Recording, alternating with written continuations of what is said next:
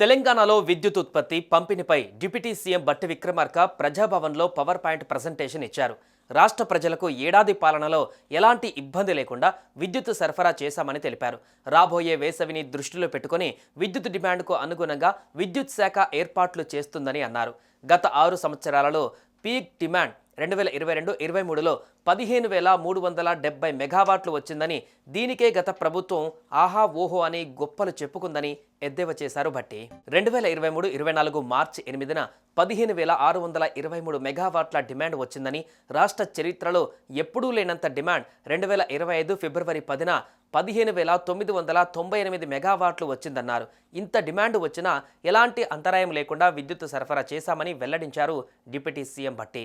విద్యుత్ అధికారులు ఎక్కడా హడావిడి చేయకుండా ప్రజలకు నాణ్యమైన విద్యుత్ అందించారని చెప్పారు.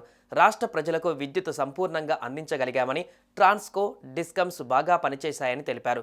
మరోవైపు అగ్రికల్చర్ పంప్ సెట్లకు ఎట్టి పరిస్థితుల్లో మీటర్లు పెట్టమని బట్టి విక్రమార్క స్పష్టం చేశారు. గ్రీన్ పవర్ను ఎంకరేజ్ చేస్తున్నామన్న బట్టి హైదరాబాద్లో సాఫ్ట్వేర్ కంపెనీలు పెరుగుతున్నాయని, డేటా సెంటర్లు కూడా ఉన్నాయి, ఇంకా రాబోతున్నాయని చెప్పారు. సింగరేణి నుంచి థర్మల్ పవర్ను పెంచుకోవాలని భావిస్తున్నామన్న బట్టి నైని కోల్ బ్లాక్ దగ్గర ఒక థర్మల్ ప్లాంట్ పెట్టాలని ప్రయత్నాలు చేస్తున్నామన్నారు. నైని బ్లాక్కు సంబంధించిన అన్ని అనుమతులు తీసుకున్నామని, కోల్ ట్రాన్స్మినిట్ తక్కువ ధరకు ట్రాన్స్మినిట్ చేయవచ్చన్నారు. హిమాచల్ ప్రదేశ్లో హైడల్ పవర్ కోసం ప్రయత్నాలు చేస్తున్నామని వివరించారు. ఆ రాష్ట్ర ముఖ్యమంత్రిని కలిసి చర్చలు జరిపామని బట్టి గుర్తు చేశారు. ఈ అంశాన్ని కేబినెట్లో చర్చించి నిర్ణయం తీసుకుంటామని తెలిపారు. 2022 నుంచి 2 ఏళ్లు యాదాద్రి థర్మల్ విద్యుత్ ప్లాంట్ పనులు ఆగిపోయాయన్న బట్టి ఎన్జీటీ సస్పెండ్ చేసిందన్నారు. మేము అధికారంలోకి వచ్చే నాటికి పర్యావరణ అనుమతులు లేక పనులు ఆగిపోయాయని, రాజస్థాన్ ప్రభుత్వంతో మాట్లాడి సోలార్ పవర్ కోసం ప్రయత్నాలు చేస్తున్నామన్నారు. 1600 మెగావాట్ల థర్మల్, 1500 మెగావాట్ల సోలార్ ప్లాంట్ మొత్తం కలిపి 3100 మెగావాట్లకు ప్రయత్నాలు చేస్తున్నామని కేబినెట్లో చర్చించి నిర్ణయం తీసుకోవాల్సి ఉందన్నారు.